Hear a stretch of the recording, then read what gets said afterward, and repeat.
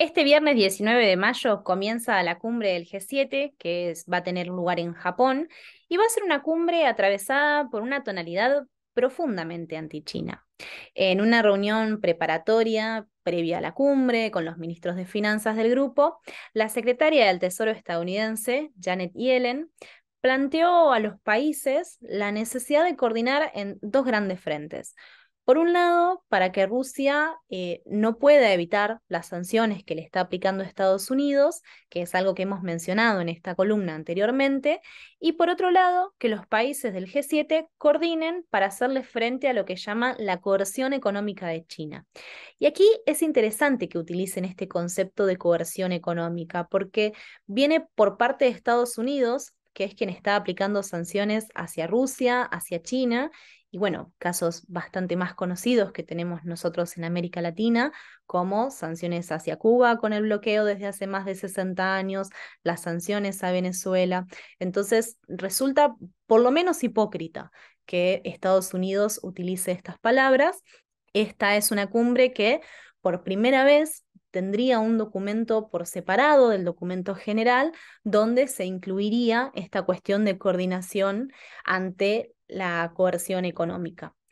Y no es tan sencillo o no pareciera ser tan sencillo para Estados Unidos lograr este acuerdo, ya que es interesante mirar el caso de Alemania, donde tenemos por un lado al vicecanciller Habeck alineándose con unas políticas que está impulsando Estados Unidos de control a las exportaciones y a la inversión saliente de Estados Unidos con destino hacia China, particularmente sobre aquellas que consideran que tienen impactos en la seguridad nacional.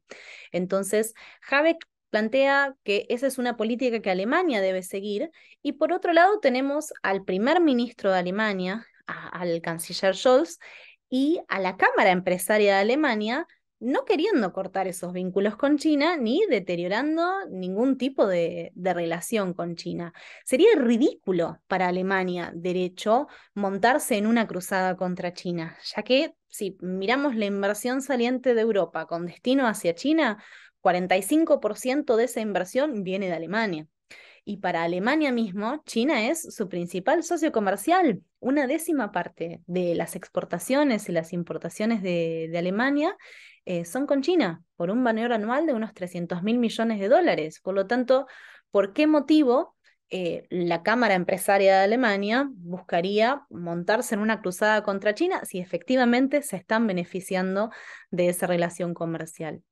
Entonces, estas tensiones se van a visibilizar también durante la cumbre y ya se están visibilizando hacia el interno de Alemania. Hay que considerar que los países del grupo del G7 hace 30 años representaban el 75% del PBI mundial y hoy representan 44%. Por otro lado, si miramos en valores de la paridad de poder adquisitivo, es decir, que usamos los mismos precios a nivel internacional para comparar, ese número es un poco distinto, con lo cual el G7 ocuparía un 30,7% del PBI mundial, y los países de los BRICS ocupan más que el G7, ocupan 31,5%. Otro punto es que los BRICS están discutiendo además un mecanismo o una moneda alternativa al uso del dólar que, por supuesto, que va a disminuir la influencia del dólar estadounidense a nivel mundial y le reduce la posibilidad de Estados Unidos de utilizar el dólar como un arma de sanción a los países. Y por otro lado, en relación a la coerción económica, creo que la propia Hillary Clinton lo puso en unas palabras hace 2 años que difícilmente puedan mejorarse para explicar a qué se refiere. Y ella ha dicho, bueno, que Estados Unidos tiene que reconstruir sus propias cadenas de suministro industrial porque no puede depender de China, no solo en términos económicos, sino en términos geopolíticos. Y dice, bueno, China ha interrumpido, ha trastocado, ha distorsionado el mercado porque China no es una economía de libre mercado. Y dice, nosotros hemos intentado romper esta parte por medio de incluir a China en la Organización Mundial del Comercio, avanzar en el comercio y las inversiones con China, y sin embargo, por el rol que tiene el Estado en el control del capital y de los mercados en China,